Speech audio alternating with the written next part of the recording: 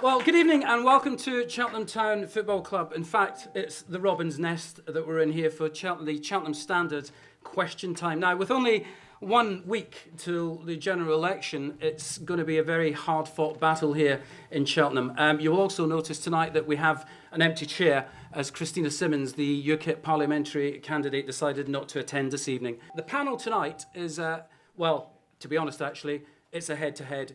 A lot of people in this room know that next week it's going to be pretty much a two-horse race, and the two horses are here. But also joining them, who's not a horse, which is great, is it's a jockey, and a very pretty one at that, is Sophie Flowers, who's the ex-news editor of the Windsor Express. And on my right is Alex Chalk, who's the Conservative parliamentary candidate for Cheltenham.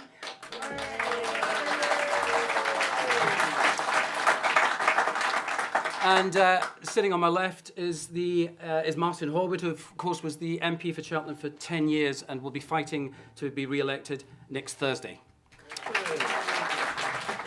Your failure to get behind it, the whole scheme...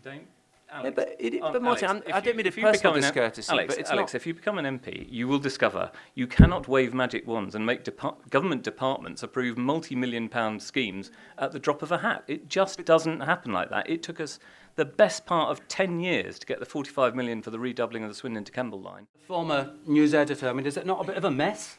It's a massive mess, and what I think is what people in the town really want is action now. All of this talk, it's gone on for years and years and years already.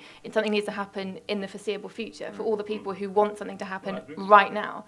There's no time for all of this red tape. It needs to be safer and more efficient as quickly as possible, and people want to know who's going to deliver that. The Cheltenham business community are concerned about our town's poor economic performance, particularly when contrasted with impressive regional economic growth.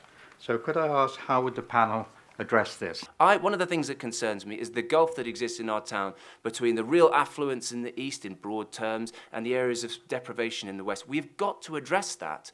And I think that one of the best ways of doing that is to increase prosperity, to bring jobs into the town. What we should have been doing, I think, is really focusing on the A417, really focusing on the railway station years and years ago, so we wouldn't have got ourselves into this situation in the first place. I mean, surely you should be doing something. You should have done something about this by now. I should have done something. The county council is run by the Conservative Party, I hate to say. They are responsible for on-street parking. That has expanded in Cheltenham over the last few years by a massive extent. In contrast, I have to tell you, the Borough Council, Lib Dem run, is actually responsible for the car parks, and they have frozen car parking charges. We want to touch on the dreaded potholes. That's going to get a few heads up. Alex, the state of the roads in the town are abysmal, aren't they? I would ask the relevant officers and cabinet members from the Shire Hall to come to Cheltenham to look at it themselves and set out a concrete plan, step by step, about when they're going to get them done. I am standing on my record in this election.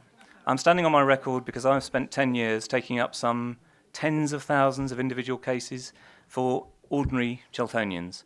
And I lived here and worked here before I was a parliamentary candidate.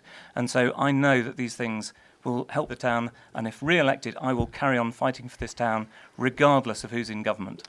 I have a vision, I've set it out of what I'd want to do in my first 100 days. I think this is an incredible place to live. We can make this town a better place for all those who live in it. It only remains for me to thank Sophie Flowers, Alex Chalk, and of course Martin Horwood, our panellists. I'm sure you're going to give them a round of applause for what was a very, very, very good evening. And it just remains for me to say from Cheltenham Town Football Club tonight, good night.